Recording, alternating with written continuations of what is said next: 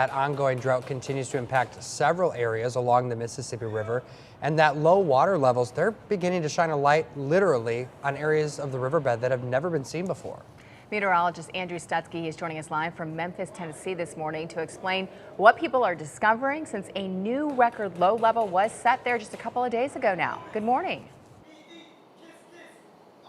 Yeah, good morning, guys. It is absolutely an incredible scene to take in. I mean, the pictures online don't do it justice what's happening to the mighty, now what we're calling the measly Mississippi River behind me here in Memphis, again, setting that record low. And just the massive amount of sandbars that are now coming up out of the river, it's almost unrecognizable in spots. It has been an absolutely incredible thing to take in.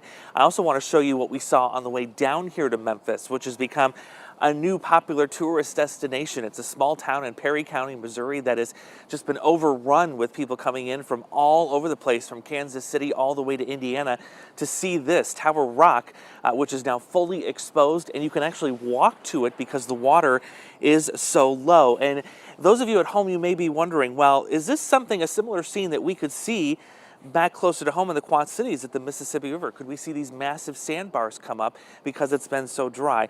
And well, the short answer to that, at least in the near term right now, is not really. So one of the things that we've learned is that there's a system of locks and dams on the Mississippi River that goes down to St. Louis. However, once you get past St. Louis, say here to Memphis, the Mississippi River, it is an open river and it is free-flowing water. So there's nothing there to hold back water here in Memphis to keep the water levels higher. So that's one of the reasons we're seeing such dramatic scenes here. Also, can't forget a lot of the tributary rivers where the water flows into the Mississippi River from other rivers. They're located in areas that are in extreme drought. So we're just not getting enough water flowing essentially into the river here to keep the river levels up. Now, the U.S. Corps of Army Engineers has been dredging this river even here in Memphis on a daily basis, trying to keep the water deep enough to keep that traffic flowing. But essentially all we can do right now, in addition to the dredging, is just hope that we finally get some meaningful rainfall. Not here in Memphis. Believe it or not, they had 5 inches of rain here last month. That's an inch more than they typically see. The problem is it's falling rather on top of the river here and then going downstream. What we need to see is that rainfall fall a little bit further upstream to finally make the river here a little bit more recognizable and make it look like it usually is this time of year, guys. Well, and Andrew, you know, we've been seeing photos for weeks of pictures of barges that are completely stuck in the mud. Now that the video that you just showed us and we can see the river behind you, is that still the case? Yeah, we have not come across any stuck barges here in Memphis. We're going to do a little more exploring on that here today. However, if you go a little bit further south, especially as you run into areas along the Mississippi River that are in Arkansas and Louisiana, it is a much more dire situation there, where there are literally tens, if not multiples of tens of barges that are just stuck in the sand because the river is just too low there. They cannot move. We have to talk about our farmers, Andrew. How is this impacting farmers? Are they seeing increased costs as they are trying to move harvested grain down the river?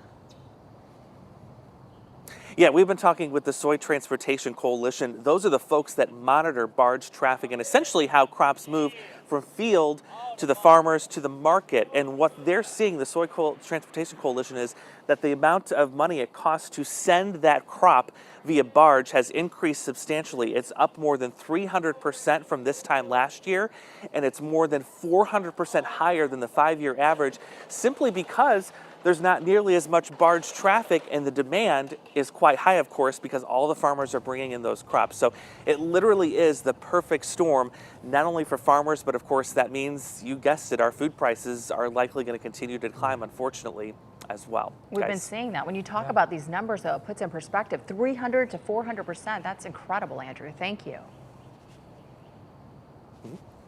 All right, we will check back in with Andrew coming up in just about 20 minutes, but we want to bring you more numbers here because this is a check of our local river levels. Right now, the Mississippi River here in the Quad Cities, that is at 4 feet high. That's down half a foot from Sunday. It is 11 feet below flood stage. And the time right now is 6.